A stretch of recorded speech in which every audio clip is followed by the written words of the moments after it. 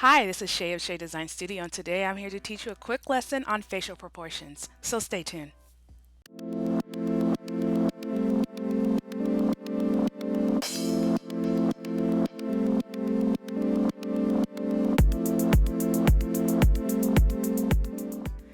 Okay, let's go ahead and get started. So the whole purpose of facial proportions is to ensure that the face has a more balanced, symmetrical look. You don't want your eyes and your ears and everything to be placed crazy, right? So we'll go ahead and get started with the first thing. So the first thing is the eyes are at the center of the head. And then the eyes are one eye length apart from each other. The outer parts of the nose align with the inner corner of the eyes. The outer part of the lips align with the pupils.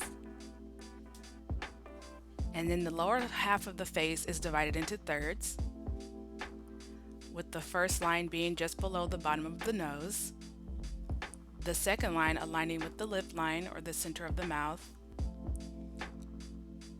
and then the third line aligning with the chin.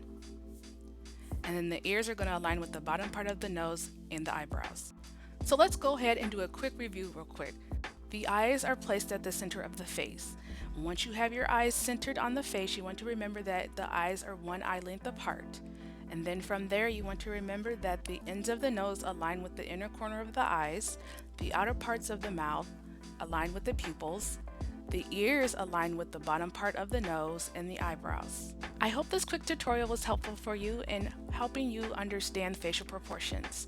If you have any questions, please leave a comment below and I'll be more than happy to answer it. Please like and share this video, and I will see you next time with a new tutorial. Bye.